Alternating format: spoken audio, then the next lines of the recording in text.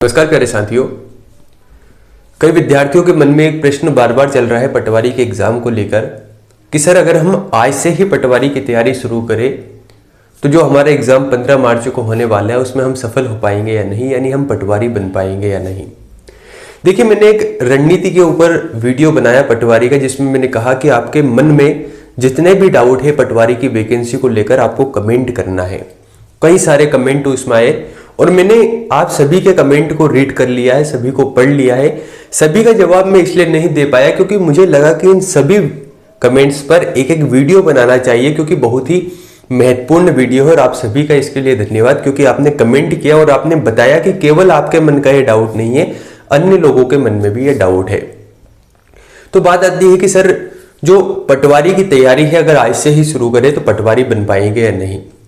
देखिए, अगर मैं पुराने सिलेबस के हिसाब से बात करता तो मैं शायद कहता कि नहीं, आप पटवारी नहीं बन पाएंगे, क्योंकि पहले क्या होता था, अधिकांशतः जब एग्जाम होता था तो नोटिफिकेशन के 1.5 महीने के अंदर आपका एग्जाम हो जाता था।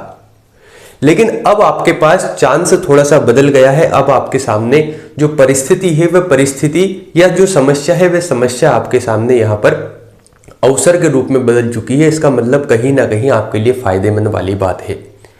अगर आप लगातार मेहनत करना जानते हैं और सतत मेहनत के साथ ही आपका गाइडेंस सही है तो पटवारी बन सकते हैं।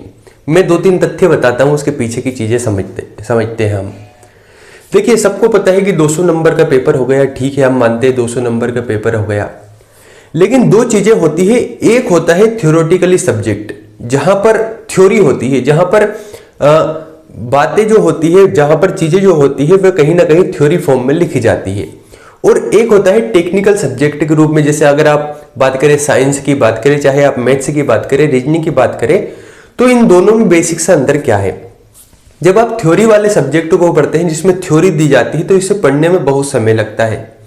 इसमें समय के साथ ही यहाँ पर चीजें सीमित नहीं है, यहाँ पर चीजें असीमित है। पता नहीं कहां से प्रश्न पूछ सकते हैं। जैसे मानकर चलिए, उदाहरण के लिए आपके सामने समाजशास्त्र एक कोई सा सब्जेक्ट है। समाजशास्त्र में आपने कितनी मोटी बुक पढ़ी, लेकिन आप श्योर नहीं हो सकते कि इसी बुक में से प्रश्न बन सकते हैं।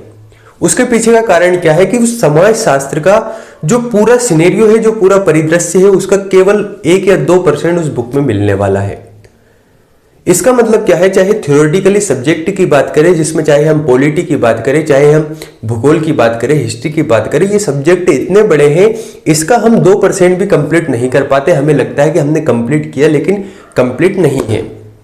इसीलिए इसमें कहीं से भी जब प्रश्न पूछे जाते हैं तो विद्यार्थी कहते हैं कि सर समझ में नहीं आया, प्रश्न कहां से थे लेकिन बने नहीं।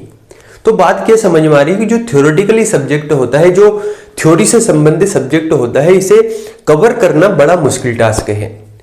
लेकिन जब हम पटवारी के नए सिलेबस की बात करते हैं तो इसमें थ्योरेटिकली सब्जेक्ट नहीं डाले गए हैं।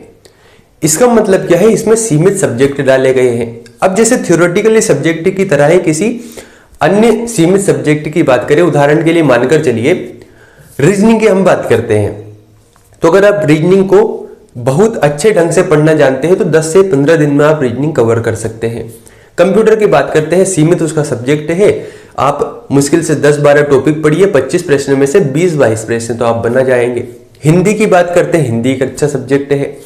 कंप्यूटर के साथ ही अगर हम मैथ्स की बात करें तो मैथ्स में भी आपके प्रश्न पूरे के पूरे आ सकते हैं, क्योंकि वहां पर जो फंडामेंटल्स है, वहां पर जो बात करते हैं हम सूत्रों की बात करें, वहां पर फंडामेंटल्स की बात करें, अगर आप बेसिक आपका क्लियर कर लेते हैं तो 25 में से 25 अंक ला सकते हैं। इसका मतलब क्या है, हमें इन दोनों बातों को समझना होगा कि पटवारी का जो सिलेबस चेंज हुआ, अगर इसमें थ्योरेटिकली सब्जेक्ट डाले जाते तो शायद हमारे लिए समस्या थी, हम तैयारी नहीं कर पाते। लेकिन इसमें मोर देन 6 से ज्यादा सब्जेक्ट ऐसे हैं जहां पर 8 सब्जेक्ट में 6 से ज्यादा बोल रहे हो। इसका मतलब समझिए कि 6 सब्जेक्ट तो ऐसे हैं जिसमें आप अधिक से अधिक अंक ला सकते हैं। रही बात मैनेजमेंट और जीएस की, जैसे कि मानकर चलिए हो गया आपका मैथ्स है, मैथ्स के साथ ही हिंदी है, कंप्यूटर है, रीजनिंग के साथ ही हमारा जो अन्य सब्जेक्ट बात करते हैं मैनेजमेंट है और साइंस है। तो अगर आप इन सब्जेक्ट को जोड़ते हैं, ये 7 सब्जेक्ट हो रहे हैं, इन 7 सब्जेक्ट में बहुत अच्छे अंक आप ला सकते हैं। रही बात जीएस की, तो जीएस को अगर आप कम से कम भी पढ़ते हैं और अगर नहीं भी पढ़ते हैं तो भी आपका काम हो सकता है, क्योंकि आप 25 में से 10-12 अंक भी बना लेंगे तो आपका काम हो जाएगा।